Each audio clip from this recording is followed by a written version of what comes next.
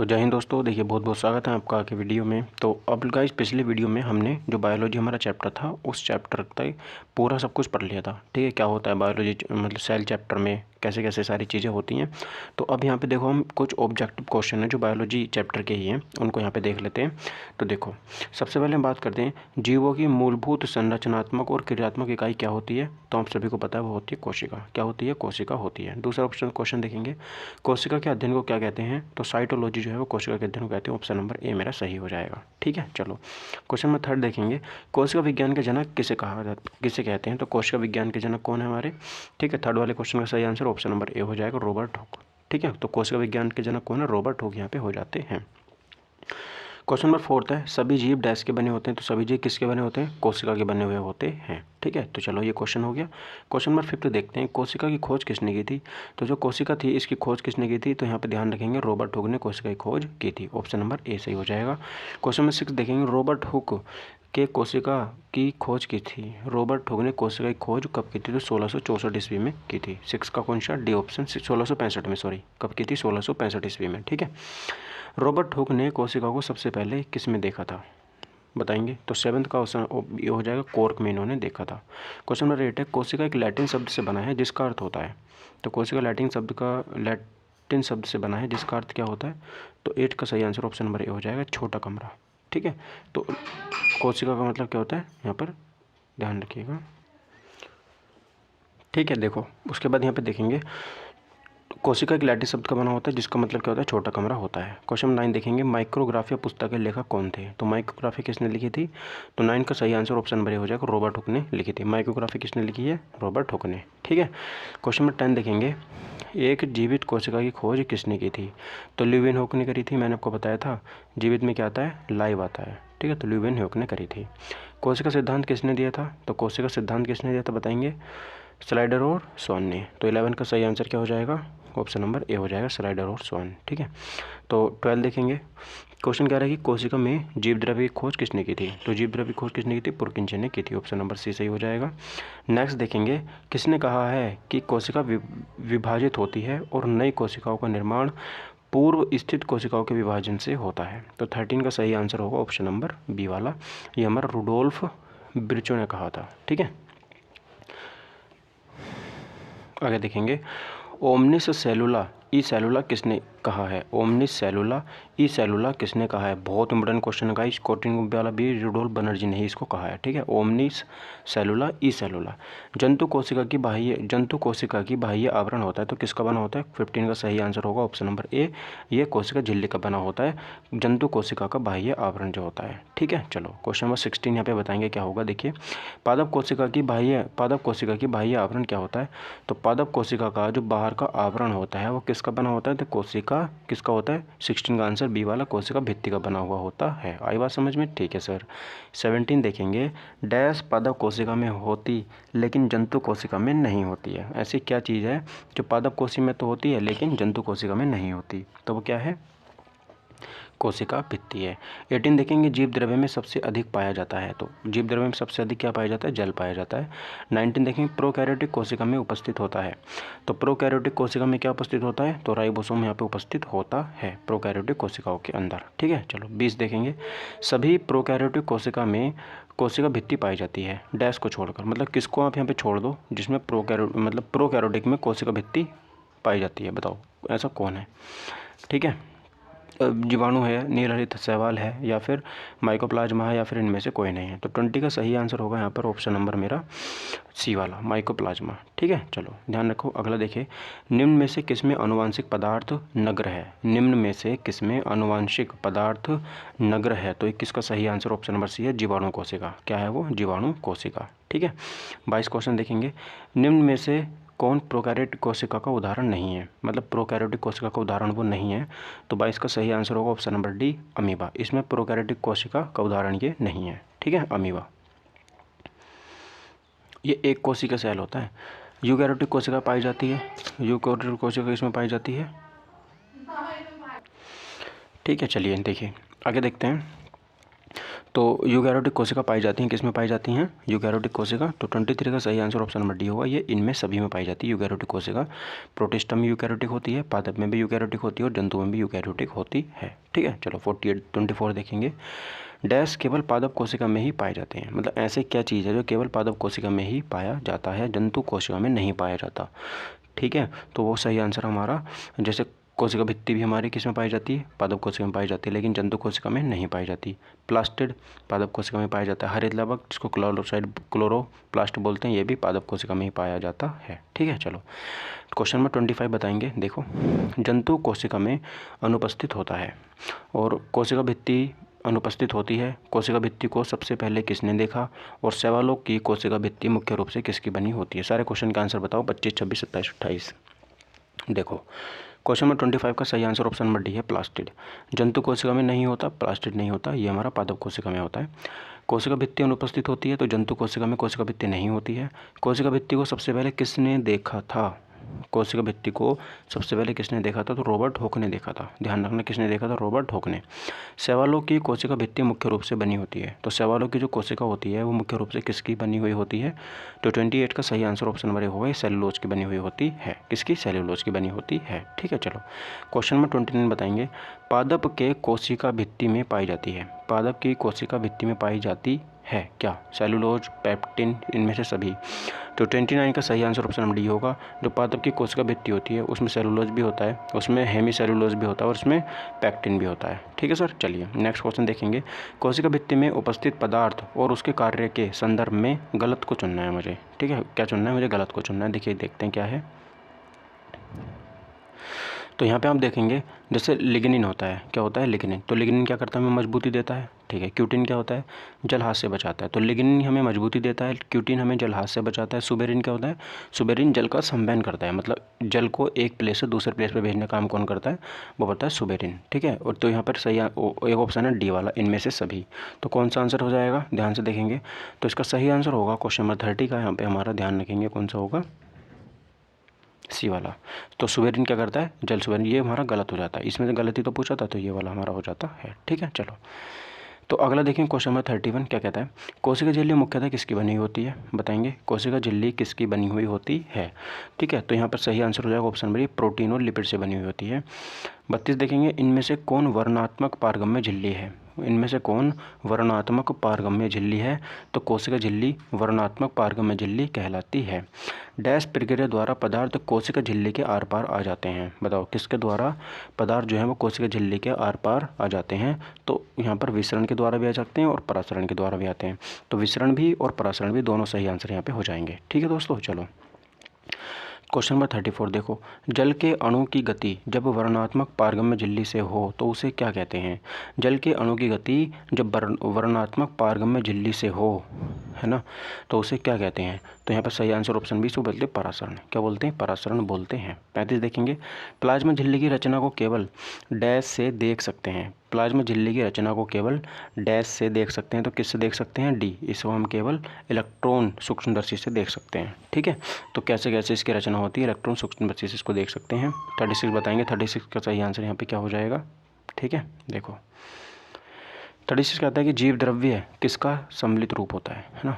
तो जीव द्रव्य किसका सम्मिलित रूप होता है, ये मुझे हम बताएंगे। तो 36 का सही आंसर क्या होगा? सी वाला। तो जीव द्रव्य में कोशिका द्रव्य होता है और केंद्रक होता है। क्या होता है? कोशिका द्रव्य और केंद्रक। माइटोकॉन्ड्रिया की खोज किसने की? बताओ, माइटोकॉन्ड्रिया की खोज किसने की थी? तो हमारे option number C, Robert Brown ने करी थी। ठीक है, माइटोकॉन्ड्रिया की खोज किसने की थी? तो 37 का option number C, Robert Brown. ठीक है, 38 बताएंगे, माइटोकॉन्ड्रिया नाम किसने दिया? अच्छा देखो, अगर माइटोकॉन्ड्रिया की खोज अगर पूछेगा 37 में, ठीक है, तो इसका हो जाएगा कोलिकर। क्या हो जाएगा? कोलिकर। यानी कि जो माइटोकॉन्ड्रिया है, अगर इसकी खोज पूछेगा तो कोलिकर ने करी थी। और अगर माइटोकॉन्ड्रिया नाम क्या और पूछेगा 38 में, तो वो दी थी, माइटोकॉन्ड्रिया नाम किसने दिया? तो बेंडा ने दिया था। किसने दिया था? बेंडा ने। ठीक है, ब्राउन ने तो न्यूक्लियस की खोज करी थी। ठीक है दोस्तों, चलो तो ये बात ध्यान रखेंगे आप। चलिए सर आगे बात करते हैं। अगला देखो, क्रेब्स चक्र की घटनाएं कहाँ पर होती हैं? तो आप सभी को पता है माइटोकॉन्ड्रिया में क्रेब्स चक्र चलता है, क्रेब्स चक्र यहाँ पे चलता है। क्वेश्चन नंबर 14, निम्न अभिक्रिया में होती है। तो क्या होती है? देखिए, पायरुवेटिक से जल बनता है, प्लस कार्बन डाइऑक्साइड होती है, तो ऊर्जा यहाँ से निकल जाती है। तो इसमें क्या होता है? तो यहाँ पर माइटोकॉन्ड्रिया बनता है। क्या होता है माइटोकॉन्ड्रिया में, ये वाली अभिक्रिया होती है। जैसे पायरुवेट है प्लस, इसमें क्या होगा जल plus carbon dioxide plus ATP, कुछ ऊर्जा यहाँ से निकल जाती है। आई बात समझ में? ठीक है। क्वेश्चन नंबर 41 देखेंगे, कोशिका का शक्तिग्रह किसे कहते हैं? तो कोशिका का शक्तिग्रह किसे कहते हैं? 41 का सही आंसर क्या होगा? तो सी वाला होगा। हमेशा माइटोकॉन्ड्रिया क्या होता है? कोशिका का शक्तिग्रह कहलाता है। ठीक है। चलो 42 देखेंगे, निम्न में से किसमें कोशिका को घुला देने या नष्ट कर देने की क्षमता होती? तो लाइसोसोम में होती है। कहाँ गया? ये रहा लाइसोसोम, ये इसको नष्ट कर देता है, इसको, इसलिए इसको आत्महत्या की थैली भी कहते हैं। ठीक है। देखो लाइसोसोम की खोज किसने करी थी? तो लाइसोसोम की खोज यहाँ पे हमारी डीडुवे ने करी थी। ध्यान रखिएगा, लाइसोसोम को डैश भी कहा जाता है, तो इसको आत्महत्या की थैली भी कहा जाता है। निम्न में से कौन रंगहीन लवक है? रंगहीन मतलब जिसमें कोई रंग होता ही नहीं है, तो वो है ल्यूकोप्लास्ट। ध्यान रखना, ल्यूकोप्लास्ट रंगहीन लवक यहाँ पे होता है। आई बात समझ में? ठीक है।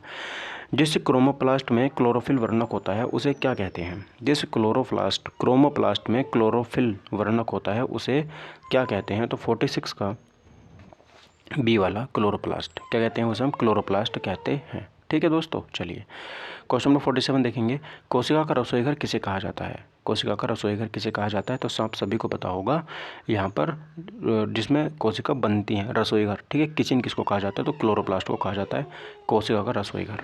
पत्तियों का पीला रंग किसके कारण होता है? पत्तियों का पीला रंग किसके कारण होता है? ठीक है। तो वो होता है किसके कारण? कैरोटीनॉइड के कारण। कैरोटीनॉइड के कारण पत्तियों का पीला रंग होता है। ठीक है दोस्तों। चलो आई बात समझ में? चलो देखिए आगे देखते हैं। तो पत्तियों का जो पीला रंग होता है वो किसके कारण होता है? यहाँ पर कैरोटीनॉइड के कारण यहाँ पे होता है। ठीक है। पर्णहरित में धातु उपस्थित होता है। पर्णहरित में कौन सा धातु उपस्थित होता है? तो यहाँ पे मुझे एक अंश देखिए, सी वाला सही हो जाएगा। मैग्नीशियम कौन सा होता है? मैग्नीशियम धातु पर्णहरित में उपस्थित होता है। ठीक है। देखो अगला देखेंगे, डैश में स्टार्च तेल और प्रोटीन जैसे पदार्थ संचित होते हैं। तो किस में होते हैं वो? तो यहाँ पर ल्यूकोप्लास्ट में हमारा स्टार्च भी होता है, तेल भी होता है और प्रोटीन भी होता है। ठीक है। राइबोसोम के संदर्भ में कौन सा कथन असत्य है? तो अगर राइबोसोम की यहाँ पे बात करेंगे तो देखो, इसकी खोज पैलेट ने की थी, बिल्कुल सही बात, ये तो सही है। यह प्रोटीनों और आरएनए से बना होता है, ये भी सही है। यह केंद्रिका से बनता है, ये भी सही है। इसे संयुक्त सूक्ष्मदर्शी से देखा जा सकता है, ये गलत है। डी वाला यहाँ पर गलत आंसर हो जाता है। ठीक है। चलो क्वेश्चन नंबर 52, राइबोसोम को डैश भी कहा जाता है। तो राइबोसोम को हम और क्या कहते हैं? तो राइबोसोम को प्रोटीन फैक्ट्री के नाम से भी जाना जाता है। ठीक है। तो देखो ये प्रोटीन फैक्ट्री भी इसको कहते हैं, कोशिकांग के अंदर कोशिकांग भी इसको कहते हैं, और पैलेट गण भी इसको हम कहते हैं। तो इसका डी वाला आंसर क्या हो जाएगा? बिल्कुल सही यहाँ पे हो जाता है। ठीक है। प्रोकैरियोटिक और यूकैरियोटिक दोनों कोशिकाओं में पाया जाता है। बताओ ऐसा क्या चीज़ है जो प्रोकैरियोटिक में भी होता है और जो यूकैरियोटिक में भी होता है? तो वो है हमारा यहाँ पर राइबोसोम। ठीक है। राइबोसोम दोनों में होता है। कोशिका में प्रोटीन का निर्माण कौन करता है? कोशिका में प्रोटीन का निर्माण यहाँ पे कौन करता है? तो ऑप्शन नंबर डी राइबोसोम करता है। अंतःप्रद्रव्य जालिका अनुपस्थित होती है। अंतःप्रद्रव्य जालिका जो है वो किस में अनुपस्थित होती है? तो ऑप्शन बी, इसमें लाल रक्त कणिकाओं में एंडोप्लाज्मिक रेटिकुलम नहीं होता है। खुरदुरी अंतःप्रद्रव्य जालिका के साथ कौन सा क्या लगा होता है? तो खुरदुरी जो होती है उसके साथ में हमारा राइबोसोम लगा हुआ होता है। ठीक है दोस्तों। चलो आगे देखते हैं।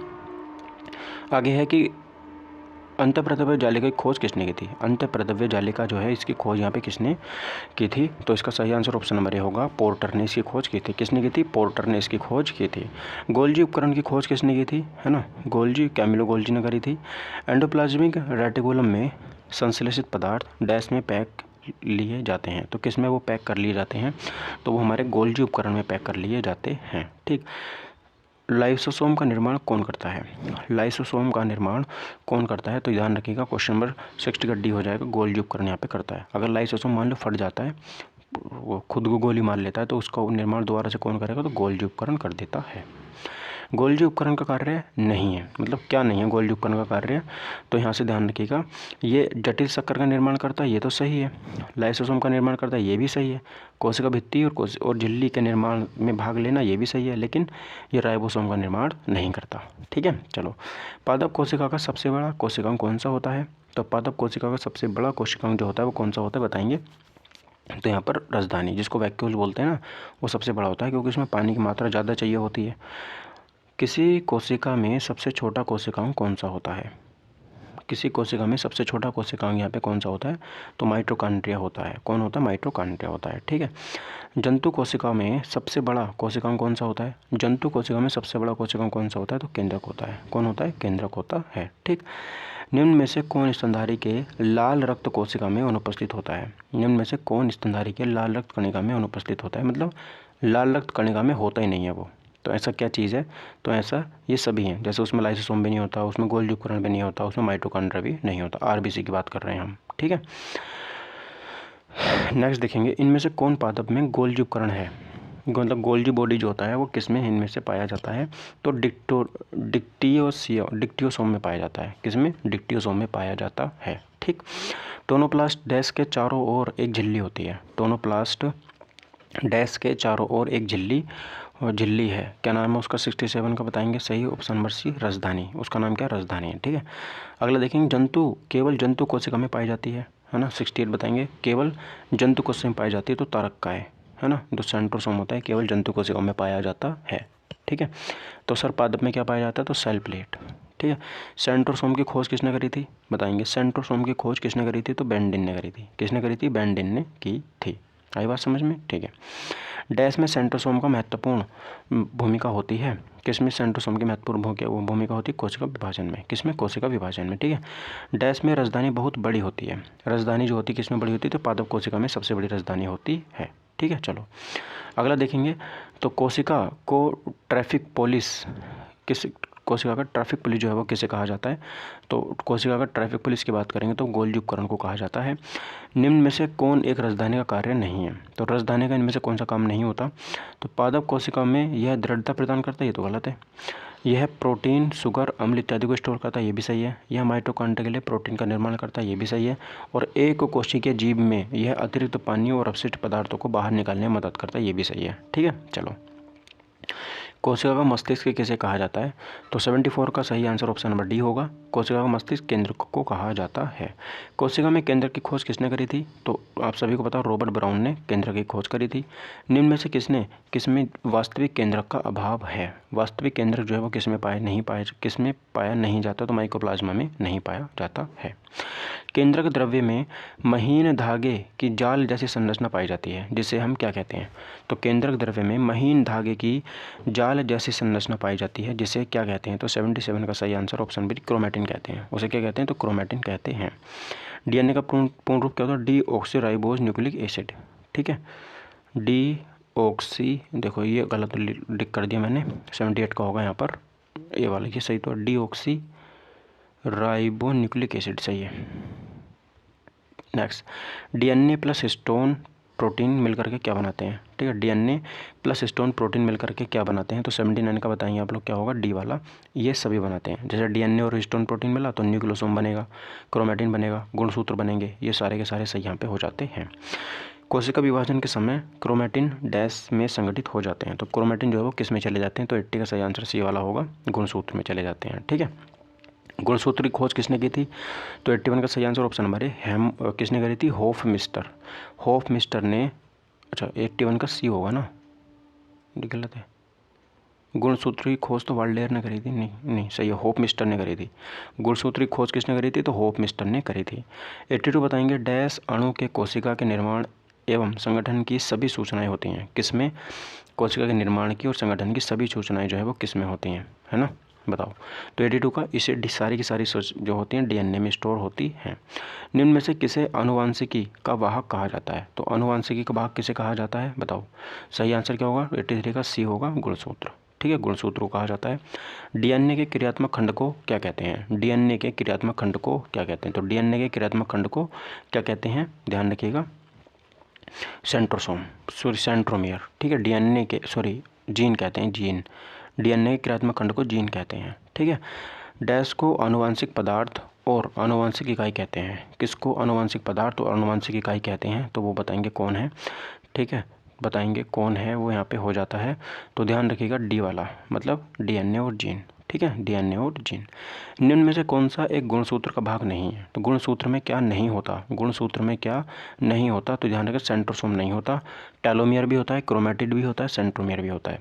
गुणसूत्र में क्रोमैटिड यानी कि अर्ध गुणसूत्र जिस बिंदु पर संलग्न होते हैं उसे कहते हैं, तो उसे क्या कहते हैं?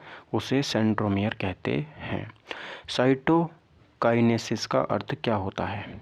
साइटोकाइनेसिस का अर्थ क्या होता है? कोशिका द्रव्य का विभाजन होना।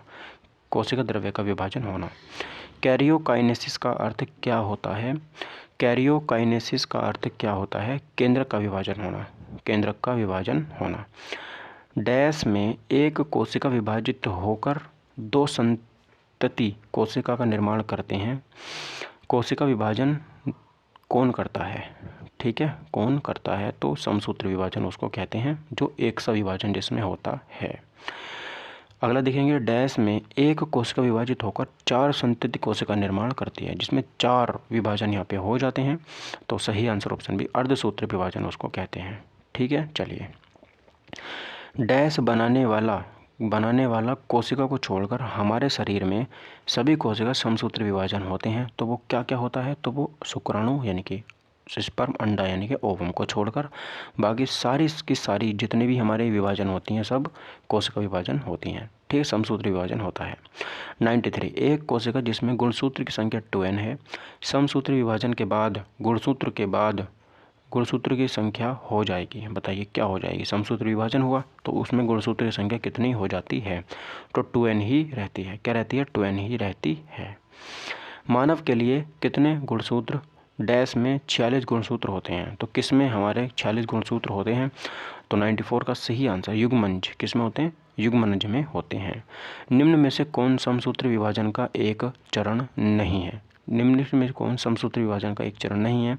तो डिप्लोटीन। कौन नहीं है? डिप्लोटीन नहीं है।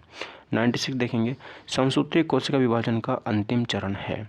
समसूत्री कोशिका विभाजन का अंतिम चरण है तो टेलोफेज। कौन है? टेलोफेज हो जाता है। ठीक है, अगला देखेंगे, कोशिका के समसूत्री विभाजन में केंद्रक झिल्ली और कोशिकांग गायब हो जाते हैं। कोशिका के समसूत्री विभाजन में केंद्रक झिल्ली और कोशिकांग गायब हो जाते हैं। तो याद रखिएगा प्रोफेज में। किसमें? प्रोफेज में केंद्रक झिल्ली और कोशिकांग गायब हो जाते हैं। ठीक है, चलिए आगे देखिए। अगला है, समसूत्र विभाजन के किस चरण में गुणसूत्र मध्य रेखा पर? समसूत्र विभाजन के किस चरण में गुणसूत्र मध्य रेखा पर स्थित होते हैं? मध्य रेखा पर स्थित होते हैं। मध्य रेखा पर स्थित होते हैं तो मेटाफेज में। ध्यान रखिएगा, मेटाफेज में स्थित होते हैं। समसूत्र विभाजन के किस चरण में गुणसूत्र की संख्या दुगनी हो जाती है ना? गुणसूत्र की संख्या क्या हो जाती है? दुगनी हो जाती है। तो एनाफेज में दुगनी हो जाती है। ठीक है, दुगनी हो जाती है एनाफेज में। कोशिका के समसूत्र विभाजन में केंद्रक, झिल्ली और कोशिकांग पुनः प्रकट हो जाते हैं।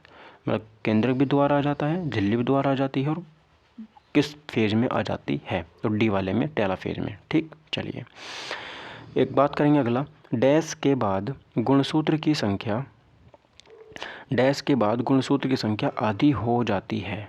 ठीक है, आधी हो जाती है तो वो हमारे अर्धसूत्र विभाजन में हो जाती है। कभी विभाजित नहीं होती तो तंत्रिका कोशिका कभी भी विभाजित नहीं होती। डैश के पास अपना राइबोसोम और डीएनए होता है। डैश के पास अपना राइबोसोम और डीएनए होता है। तो यहाँ पे ध्यान रखिएगा, माइटोकॉन्ड्रिया के पास भी होता है और लवक के पास भी होता है, प्लास्टिड जिसको बोलते हैं। ठीक है, दोहरा झिल्ली युक्त कोशिकांग है। दोहरा झिल्ली युक्त कोशिकांग है माइटोकॉन्ड्रिया है। झिल्ली रहित कोशिकांग है, जिसमें झिल्ली नहीं पाई जाती, झिल्ली रहित कोशिकांग है डी वाला, राइबोसोम। कौन है? राइबोसोम। ठीक, 106 देखें, डैश में सभी झिल्ली युक्त कोशिकांग अनुपस्थित होते हैं। डैश में सभी झिल्ली युक्त कोशिकांग अनुपस्थित होते हैं तो डी वाले में। ठीक है, जीवाणु में भी होते हैं, नील हरित शैवाल में भी होते हैं, माइकोप्लाज्मा में भी होते हैं। एक अगला देखेंगे, मानव कोशिका में सर्दी में सही कथन चुनें। मानव कोशिका के सर्दी में सही कथन चुनें। तो 107 का सही आंसर यहाँ पे हो जाएगा डी वाला। कौन है? देखो, सबसे लंबी कोशिका तंत्रिका होती है। सही कथन चुनना था मुझे, संदर्भ में सही कथन। सबसे छोटी कोशिका शुक्राणु, सबसे बड़ी कोशिका मादा, अंडा। ये सही, ये डी वाला इसका सही आंसर हो जाता है 107 का डी। ठीक है, अगला देखेंगे 108 का, सही आंसर क्या होगा? सबसे बड़ी कोशिका होती है, सबसे बड़ी कोशिका है, सबसे बड़ी कोशिका होती है। तो 108 का सही आंसर ऑप्शन नंबर बी, शुतुरमुर्ग का जो अंडा होता है ना, वो सबसे बड़ी कोशिका होती है। 109 देखेंगे, डैश सबसे छोटी कोशिका होती है। 109 देखेंगे, सबसे छोटी कोशिका होती है तो माइकोप्लाज्मा होती है। एक तंत्रिका कोशिका की लंबाई कितने मीटर तक हो सकती है? एक तंत्रिका कोशिका की लंबाई कितने मीटर तक हो सकती है? तो ध्यान रखिएगा, वो यहाँ पर 1 मीटर तक हो सकती है। कितने मीटर तक? 1 मीटर तक हो सकती है। अगला देखिए 111, डैश को कोशिका विज्ञान का क्लासिकल काल भी कहा जाता है। डैश को कोशिका विज्ञान का क्लासिकल काल भी कहा जाता है। तो डी वाले को 19वीं शताब्दी को कोशिका का क्लासिकल काल भी कहा जाता है। ठीक है दोस्तों, चलिए देखो, लेखक की लवक की खोज किसने की थी? लवक की खोज किसने की थी? तो लवक की खोज किसने की थी? तो याद रखिएगा, हेकल ने लवक की खोज की थी, हेकल ने। केंद्रक में केंद्रिका की खोज किसने की? केंद्रक में भी केंद्रिका होती है, इस बात की खोज किसने की थी? तो याद रखिएगा, किसने की थी? तो यहाँ पर फोंटाना। किसने की थी? फोंटाना ने करी थी। केंद्रक में केंद्रिका की खोज फोंटाना ने की थी। कुत्ते में गुणसूत्र की संख्या कितनी होती है? कुत्ते में गुणसूत्र की संख्या कितनी होती है? ठीक है, तो याद रखिएगा ये बात, 114 का सही आंसर सी है। इसमें 46 गुणसूत्र होते हैं कुत्ते में, जैसे जितने ह्यूमन में होते हैं ना, उतने ही कुत्ते में होते हैं। नेक्स्ट देखेंगे 115, आलू में गुणसूत्रों की संख्या कितनी होती है? आलू में गुणसूत्रों की संख्या कितनी होती है? तो 48 होती है, मतलब हमसे 2 फालतू होते हैं आलू के अंदर। भारतीय कोशिका विज्ञान के जनक किसे कहा जाता है? भारतीय कोशिका विज्ञान का जनक किसे कहा जाता है? 116 का बी, अरुण कुमार को कहा जाता है। किसको? अरुण कुमार को कहा जाता है। ठीक है, चलिए 117 देखेंगे, नाभिक के अलावा कोशिका के किस कोशिकांग में डीएनए होता है? नाभिक के अलावा कोशिका के किस कोशिकांग में डीएनए होता है? तो 117 का सही आंसर यहाँ पे होगा डी वाला, माइटोकॉन्ड्रिया में। किसमें? माइटोकॉन्ड्रिया में होता है। 118 देखेंगे, सौर ऊर्जा एटीपी बदलती है। तो सौर ऊर्जा जो है वो किस में बदलती है? तो 118 का बी हो जाएगा, क्लोरोप्लास्ट में बदलती है। किस में? क्लोरोप्लास्ट में। 119 देखेंगे, निम्नलिखित में से कौन सा कथन सही है? निम्नलिखित में से कौन सा कथन सही है? तो 119 का सही आंसर सी होगा। ठीक है, विषाणु सम एकल तंतु आरएनए अणु से बने होते हैं। विषाणु सम एकल तंतु आरएनए अणु से बने होते हैं। 120 देखेंगे, साधारण मानव में गुणसूत्र कितने होते हैं? तो साधारण मानव में गुणसूत्रों की संख्या 46 होती है। मानव शरीर की कोशिकाओं में पाए जाने वाले गुणसूत्र जोड़ों की संख्या कितनी होती है? तो 30 जोड़े होते हैं, और वैसे 46 होते हैं। जीवों में अत्यधिक विविधता का कारण क्या होता है? जीवों में अत्यधिक विविधता का कारण क्या होता है? ठीक है, तो यहाँ पर ध्यान रखिएगा, उत्परिवर्तन। क्या होता है? उत्परिवर्तन अत्यधिक विविधता का कारण होता है। निम्न में से किसमें लिंग गुणसूत्र नहीं होते हैं? निम्न में से किसमें लिंग गुणसूत्र नहीं होते हैं? तो वो छिपकली होती है। कौन होती है? छिपकली होती है। ठीक है, चलिए अगला देखिए, पादप कोशिका जंतु कोशिका से किस प्रकार भिन्न होती है? पादप कोशिका जंतु कोशिका से किस प्रकार भिन्न होती है? तो ध्यान रखिएगा, यहाँ पर कोशिका भित्ति से भिन्न होती है। जंतु कोशिका में निम्न में से क्या अनुपस्थित होता है? जंतु कोशिका में निम्न में से क्या अनुपस्थित होता है? ठीक है, सेलुलोज की कोशिका भित्ति अनुपस्थित होती है। ठीक, चलिए अगला देखिए, जैव कोशिका का कौन सा भाग पावर हाउस कहलाता है? जैव कोशिका का कौन सा भाग पावर हाउस कहलाता है? तो 1 to 6 का सही आंसर यहाँ पे होगा ऑप्शन नंबर सी, माइटोकॉन्ड्रिया। ठीक है, निम्न में से किस कोशिकांग को कोशिका का पावर हाउस कहते हैं? तो पावर हाउस किसे कहते हैं? यहाँ पर माइटोकॉन्ड्रिया को कहते हैं। कोशिका का शक्ति का स्रोत होता है, कोशिका का शक्ति स्रोत होता है तो क्या होता है? कोशिका का शक्ति स्रोत, ध्यान रखें 128 का सही आंसर क्या होगा? बी वाला होगा, माइटोकॉन्ड्रिया होता है।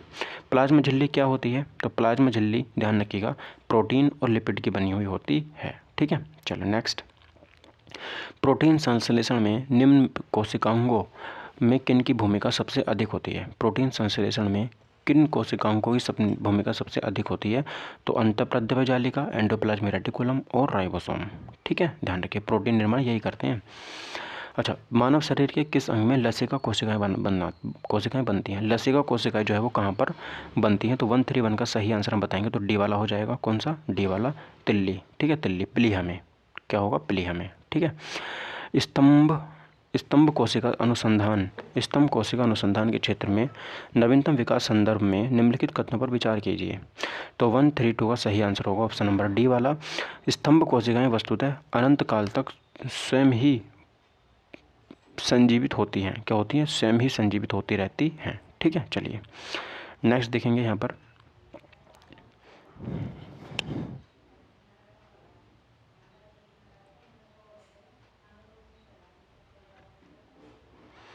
ये होगा इसका सही आंसर, फर्स्ट, सेकंड और फोर्थ वाला, ये चारों सही होंगे। IAS प्री का क्वेश्चन है, 2002 में आया था ये, ठीक है। देख लो कैसे कैसे क्वेश्चन आते हैं IAS में। देखो यह है कि निम्नलिखित में से कौन सा कथन प्राणियों के स्तंभ कोशिकाओं के प्रत्यारोपण के संदर्भ में असत्य है ना। कौन सा असत्य? डी वाला। ये केवल भ्रूण यानी कि एम्ब्रियो में पाई जाती है, भ्रूण में पाई जाती है। प्रकंपित कोशिका मृत्यु प्रोग्राम्ड सेल डेथ के कोशिका और आणविक नियंत्रण को क्या कहते हैं, है ना। प्रकंपित कोशिका मृत्यु, तो 134 134 का सही आंसर क्या होगा? तो यहाँ देखिए ए वाला क्या होता है, एमोप्टिस बोलते हैं इसको।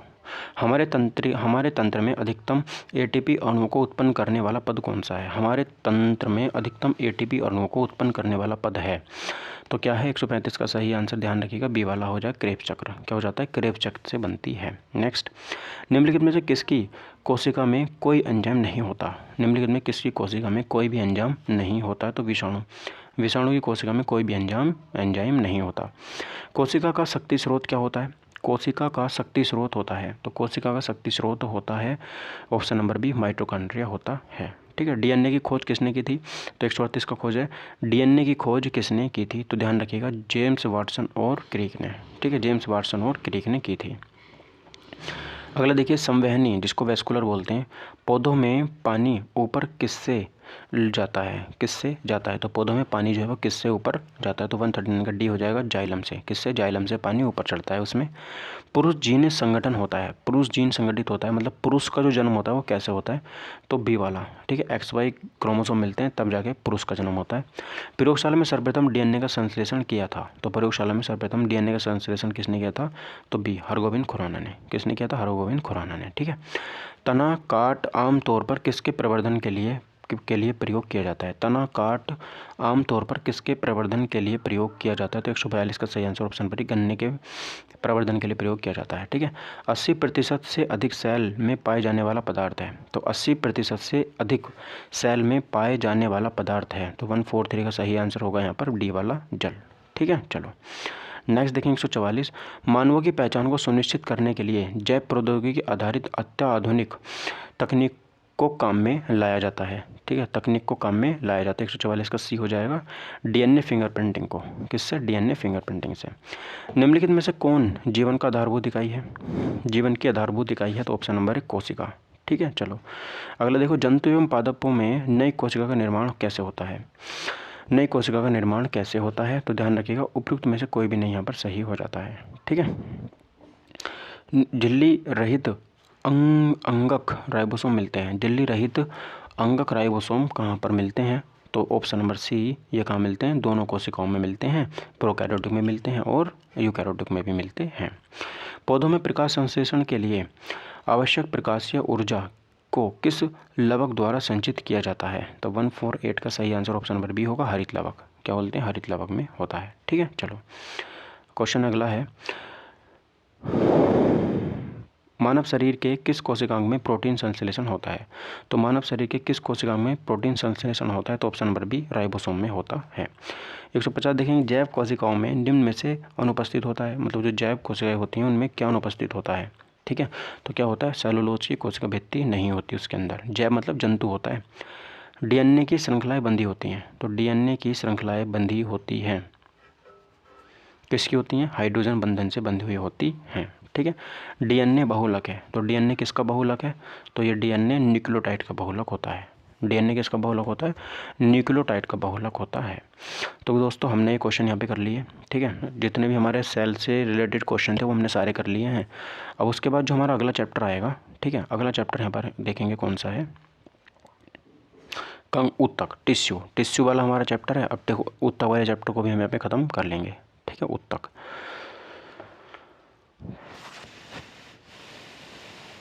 चलिए तो देखिए, इस वीडियो में क्वेश्चन हो गए। अब अगली वीडियो जो आपको मैं प्रोवाइड करा रहा हूँ अभी कुछ देर में, वो होगी हमारी ऊतक वाली, ठीक है। चलिए दोस्तों, मिलते हैं अगली वीडियो में। Thank you.